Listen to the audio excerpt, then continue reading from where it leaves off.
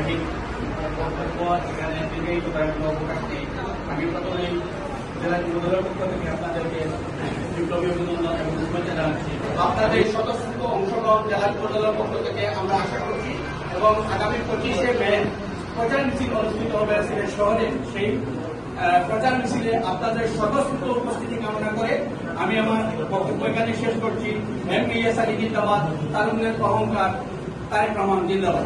রাজনৈতিক অধিকার প্রতিষ্ঠার লক্ষ্যে যে জনসভা হবে সেই জনসভার সফল করার লক্ষ্যে আজকে উসমানীনগর উপজেলা কর্তৃক আয়োজিত প্রস্তুতি সভার আমার শ্রদ্ধাভাজন সম্মানিত সভাপতি, উপস্থিত সিনিয়র যুগ্ম আহ্বায়ক, সিনিয়র যুগ্ম আহ্বায়ক, যুগ্ম আহ্বায়ক বৃন্দ রয়েছে, তাদের পরামর্শ করে জেলা রয়েছে।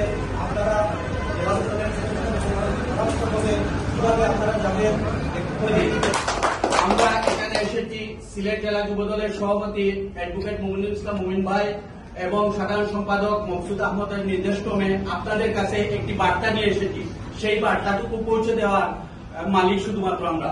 সুতরাং আপনারা এই বার্তাটুকু শুনে সেটা বাস্তবায়ন করার জন্য